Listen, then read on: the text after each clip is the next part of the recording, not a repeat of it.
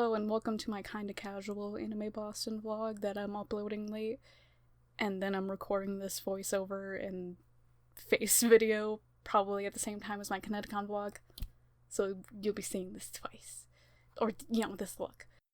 Also, I'm kinda have this idea of I already put my clips and photos together in my editing software, so kinda talk and look at it. I have it on a tablet in front of me.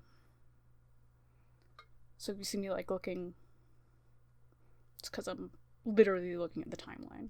So I traveled to my sister's place the night before, and here I have a picture of my nephew and my niece. Little did they know they would have another nephew soon. I mean, they would have another sibling soon, I would have another nephew. And the night before the convention, I did try on my Princess Yoshi cosplay, or Yoshette. I don't know. I don't like how Yoshette rolls off the tongue, so I like saying Princess Yoshi instead, so don't mind me. And then next morning, headed up to the convention with Stacy as my chompet, and my mom drove us. Everyone say thank you, Jenna's mom. I was able to check out Hanny and Chell's Anime on Trial panel, and enjoy this clip. Okay, so he doesn't really do any research. The news says, this guy's bad, and goes, heard chef, you're done. 124,000, you think he's reading all the cases? No. And also, do you know how many people are wrongfully imprisoned? At least a few of them. Take this one with what you will.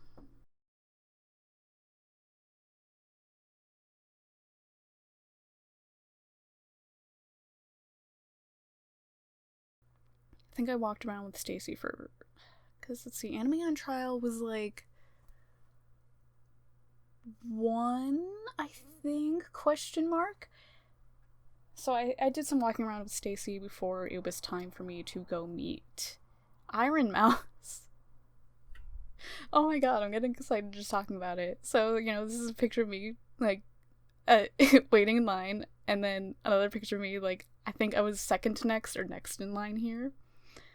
So,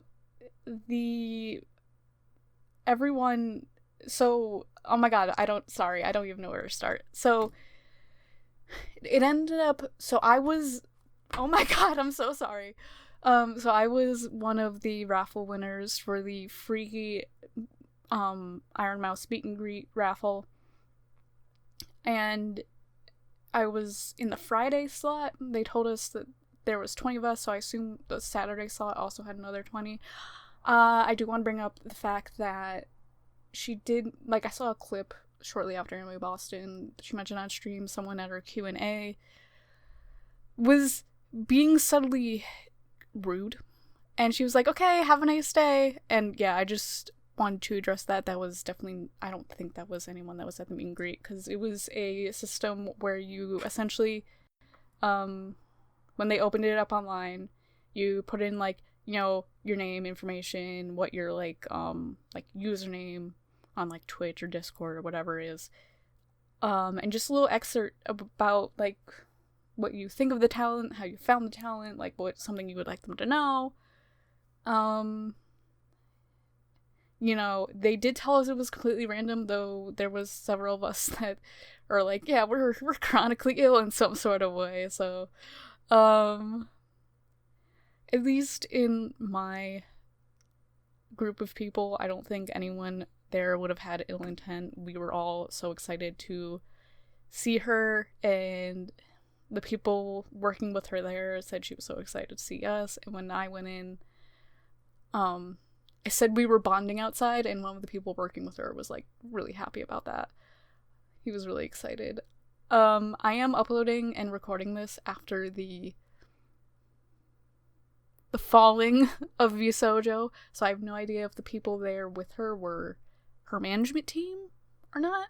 I hope they were, or if they were involved with Visojo, that they're just nice employees and, not involved with the, but we're not here to talk about that.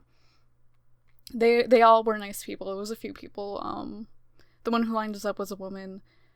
I do wonder if she's her manager or not, but I don't know. Because I don't remember her name if we got her name. But otherwise, we only got a couple minutes each with her, but she was so sweet.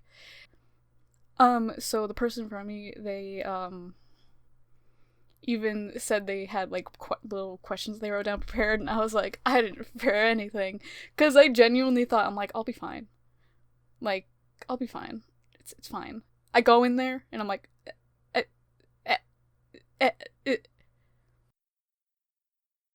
and I think it was just like, because I had an idea in my head of like what I would wanted to bring up and stuff and chit chat about, but I think it's just I didn't know, like my brain didn't know what to spit out first, and I got really nervous, and I was like, internally I was like, shit, and yeah, it took me a minute, and like but she was like, she said something about we're all just, or no. She said something about, like, I'm just a weird... She said something about, I'm just a weirdo on the internet. And I'm like, aren't we all? And that's kind of, like, I then opened up from there. And, you know, just told her how because I brought up that, you know, as someone with an autoimmune disorder, she makes me feel, like, less alone, especially on the days where I don't feel 100% as human, you know? And just, I am a recent fan of hers. Like, as of this year, like, I got into her. And, yeah, her story just hits, you know, close to home, even though I have a different disorder. You know, she gives me hope, and, like, her and Connor's comfort. Her and Connor's content gives me comfort, and she was like, yeah, Connor's so sweet. And yeah, I told her about, like, a fan art I was working on at the time it is finished.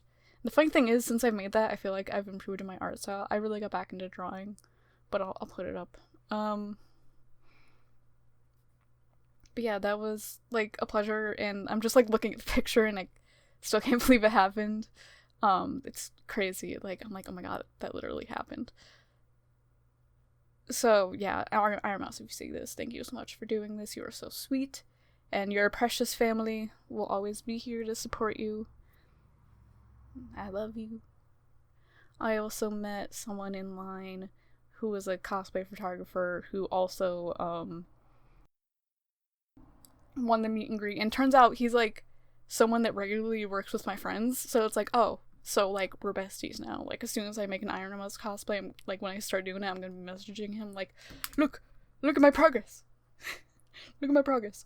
I also forgot to mention, the day I found out I was one of the winners, I found a 4-leaf clover in the grass. So that's pretty cool. Otherwise, I didn't really film anything for Friday, so this is pretty much it. And then we move on to Saturday, where I was dressed as Cafe Maid Sailor Moon. Yeah, I pretty much bopped around a bit. Here's a clip of my friends Effie and Haley playing this like rhythm game, and I find it very interesting how like the way they tap is just different. Also, I'm probably gonna put royalty free music over this because I don't know, whatever they're playing, I don't know if it's copywritten.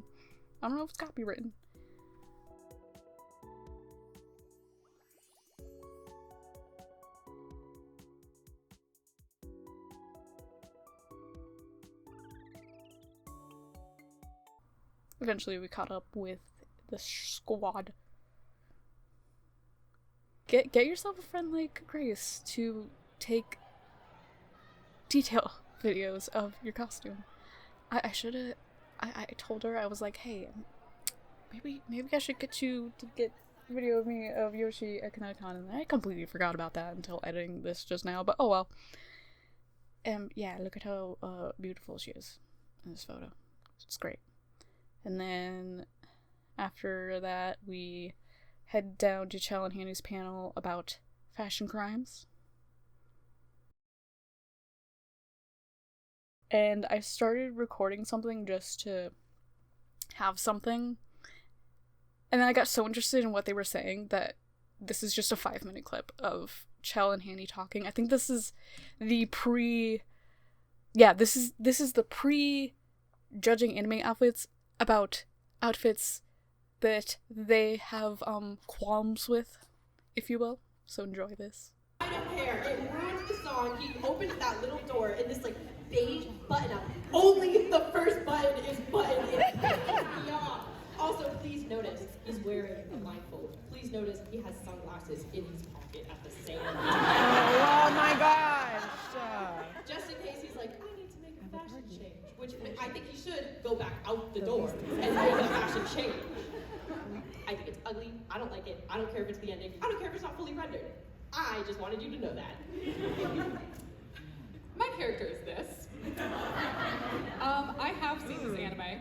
I didn't particularly enjoy this anime. I did never get to this character. But the reason I don't like this is because who here is from New England? Okay, slay. Y'all know winter. You've been there, done that.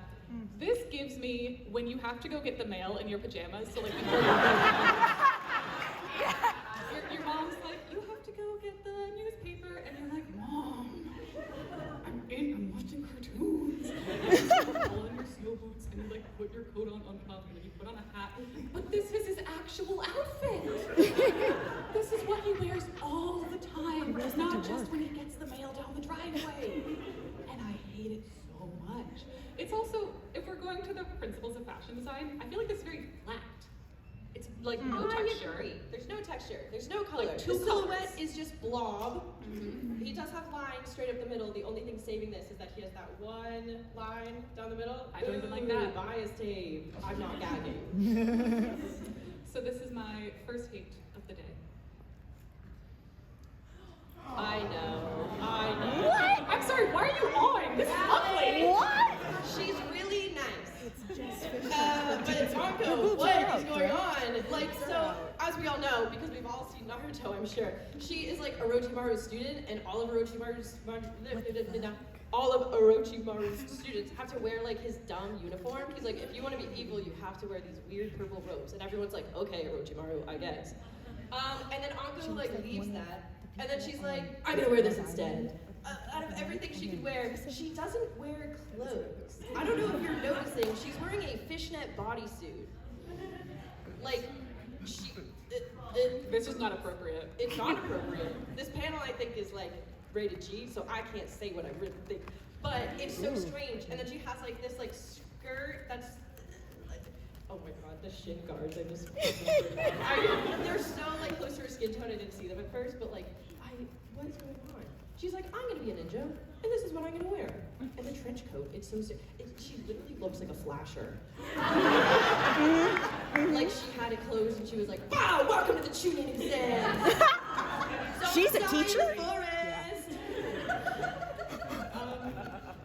So I would personally like to use my second critique to air a personal grievance that I've had for many, many years. And it's usually about kind of like a popular thing that I just really hate one part of. And this year it is these gosh darn hats. Yeah. If you haven't seen Nausicaa of the Valley of the Wind, it's a pretty good movie. It's not my favorite Ghibli movie, but it's pretty good. Also, Lauren, who is cosplaying Nausicaa today, if you are here, I'm so sorry. I think she's gone. Thank goodness. I'm safe. Okay. I hate these hats so much. These are like their formal wear, I guess. So Nausicaa is the one in the image on the left, and she wears this in one scene for like 5 minutes. And the entire time the scene is on screen, my eyes are screaming. Why does it look like that? Why does she look like she has a mushroom on her head? And not in the fun Renaissance fair way. It's not like the fun, cute Renaissance fair way. It's and the chin strap.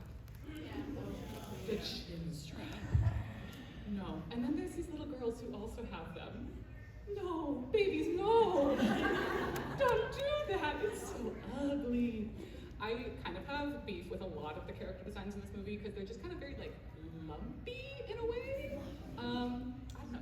When did Nausicaa come out? Like the 80s, 70s? Sure. I think it was 80s, yeah. People seem to be murmuring general agreement. Yeah, I don't know. I guess Ghibli just like wasn't in like perfect animation yet. There's a lot good.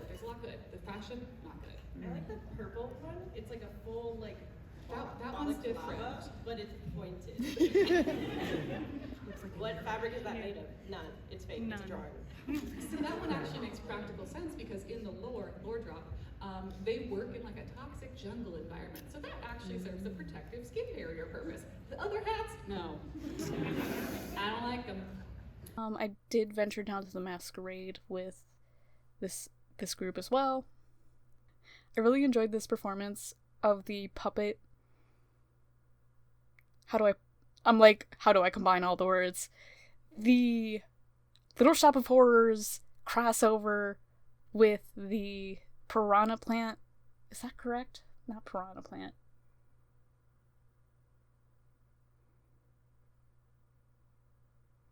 Well, with the plant from Mario that eats things and Princess Peach. This was a really cool just concept and everything. Wait a minute, that is not a very nice thing to say. Well, it's true. No, I don't know anybody who deserves to get chopped up and fed to a hungry plant. Sure you.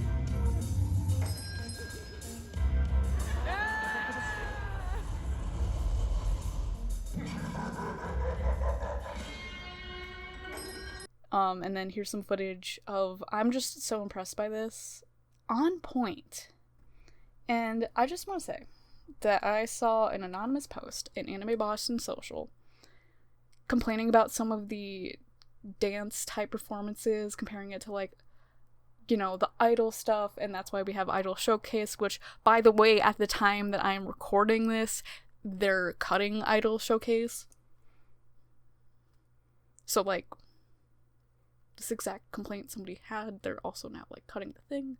Because basically, I think Idol Showcase started because so many idol groups would just apply to perform the Masquerade because they had nowhere else to perform, and now they're getting rid of it. But anyways, somebody complained that they just with the musical and the dance performances that and the like not as many skits, that it's like Idol Showcase in a way of complaining about it.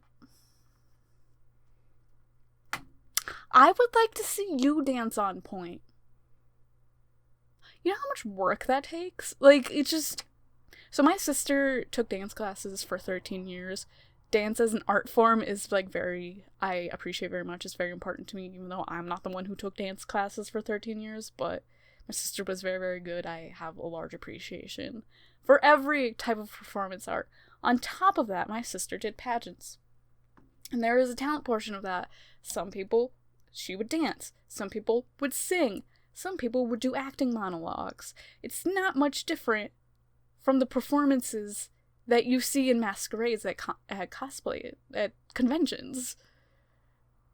So, in that aspect, not that much different. So if you were to go to pageant, not that most people that go to conventions go to pageants, but that talent portion, there's overlap there. And I've also noticed that there's a few cosplayers out there that are in the pageant competitor to cosplayer pipeline, so I find that interesting. And yeah, that was pretty much most of the footage I got. I got it on Saturday. Sunday, I just did a casual Raven. Here's a photo with my ribbon tail, and then a photo of my friend John, and just a couple more photos from the weekend, from Saturday, of me being silly with my friends. But yeah, I had a good time. I had a good time at Anime Boston. It's always a good time. I do acknowledge some issues people have with it over the years, and I guess I'll kind of address that now. So like I said, they cut the Idol Showcase. Now, I'm not an Idol cosplayer person, but I can see...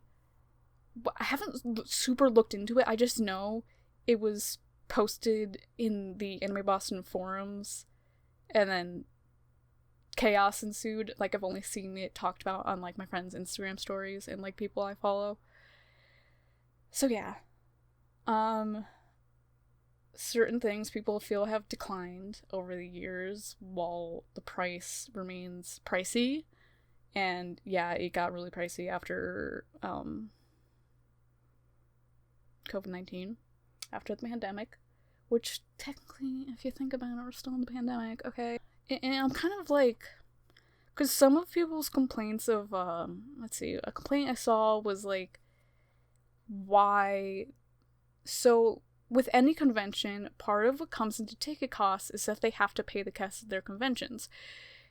And I saw someone complain, I think this was on like an official like Facebook Anime Boston post of like, oh, well, why does that, so then why do they charge for autographs and blah, blah, blah, blah.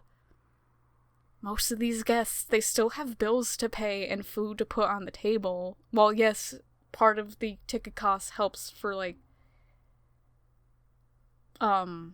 overhead costs, like the travel and the stay for their hotel. So stuff like that, it's still, this is every convention. Someone did tell me that back in the day that autographs were free, but I'm sure that was like pre-2010 or like up to 2010. I can't remember if they specified.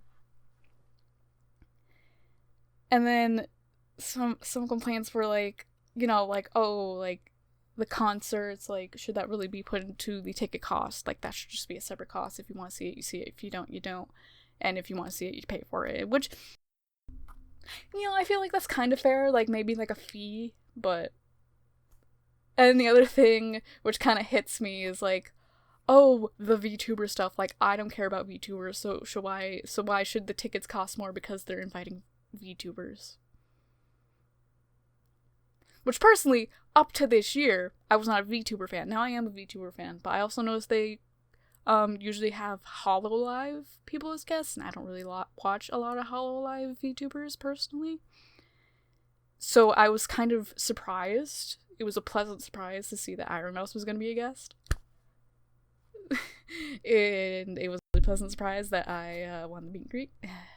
Here's the thing, just because you don't care about VTubers personally does not mean that there aren't other people who don't care. Like, there's still other people that care. I got like 2 different IronMouse keychains at this convention. I was so happy about that. Yeah, I mean, that's the thing. It's like, well, I don't care about this specific thing at the convention, so why do I have to pay for it? It's like, okay, I can go to a convention and not meet any of the guests, but I'm not gonna go out here and be like, why shouldn't I, like, be paying for overhead for the guests and blah, blah, blah, blah, blah, blah, blah. I mean, I'm sure there's multiple things that contribute to the cost of tickets at this convention, and yes, I am aware it is a non-profit convention. Everything I believe that they make, they put back into it, but it also could be the fact that it's in Boston. Even living in Boston is expensive right now, so I don't even know, like, renting with the Heinz Convention Center, if that could just be they raised their prices after the pandemic. And that's part of the ticket cost. I don't know. I haven't looked into how much tickets for other events there cost, so, you know, correct me if I'm wrong. They also have a contract, and I think next year's the last year of the contract, because on the website they would have a section of, like, this is the future dates for this convention. And it used to go, like, years ahead, like 5 years ahead of time. But right now, I believe they only have 2026. So they may move out of the Heinz. But also the benefit of the Heinz is that it's literally in the middle of a mall. It's very easy access to food outside of the convention, like restaurants and stuff. Also, one thing I've heard about, I believe it's the acronym's BCEC, it's usually where Fan Expo Boston is. When they built that convention center, there is a lack of bathrooms. So I'm not looking forward to that if we move there. Not my fault. Whoever built it, it's their fault. Also, can't remember if it was mentioned that there isn't a lot of, like, eateries around outside of the convention, so that could become a problem. I don't know. I have not been to a convention there yet. I think also PAX East is there. Another thing is next year PAX East and Anime Boston are back-to-back, so some people may choose between the two and may prefer to go to PAX East. I don't blame them. I don't know how to end this out now. I just kind of brought up the common issues with the convention, how I feel, and in response to those, so yeah, like, pretty much, like, hey, yeah, any convention ticket will pay for the overhead costs of the guests. That includes VTubers, even if you don't care about VTubers, and the musical guests that are there for concerts, even if you personally don't care about the concerts. I don't personally care about every panel at a convention, and I'm not making it to every panel, but, you know, opinions about how Anime Boston currently is really a mixed bag. Suffice to say, that's not going to necessarily stop me from going.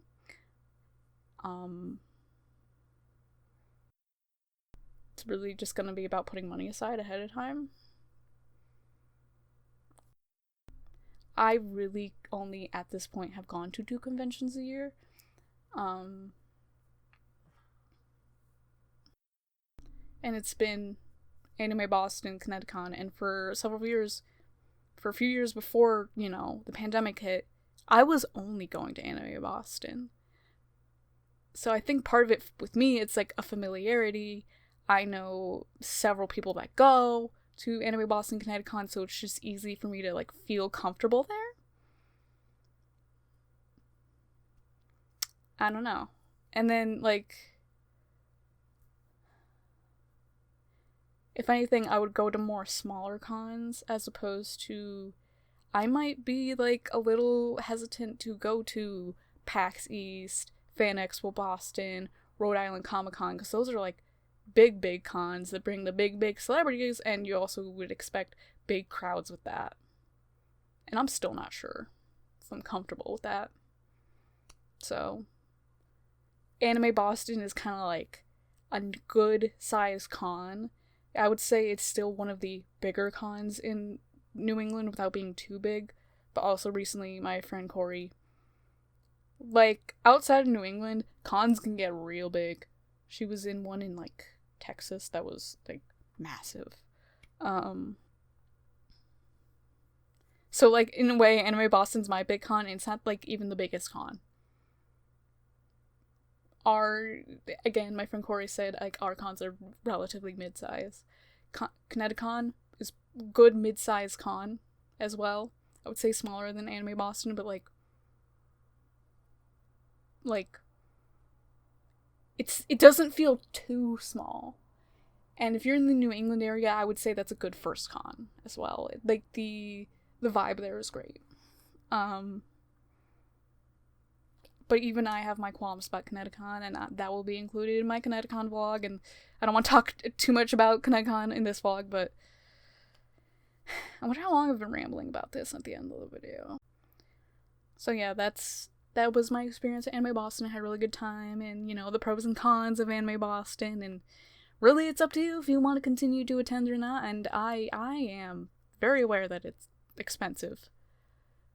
We will see if I attend next year. If I don't, it's because of financial reasons. Like, it's not because I don't want to go, because I do want to continue going. I do love going there. I love it.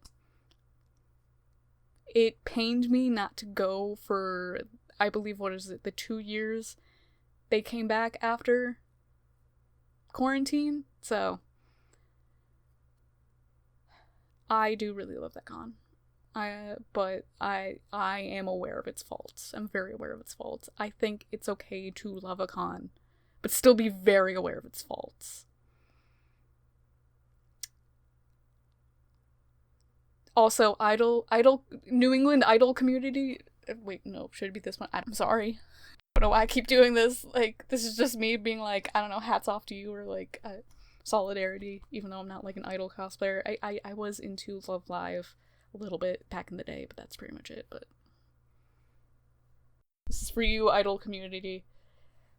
Yeah. So that's it. That's my Anime Boston vlog. That's me yapping about Anime Boston. I bet you my yapping is longer than the actual, like, footage itself. Actually, in Audacity, I have almost half an hour of yapping, but this is only, like, 9 minutes of footage, according to DaVinci. So, we'll see how I cut this up. Okay. Have a nice day. Be kind, be cool, be awesome.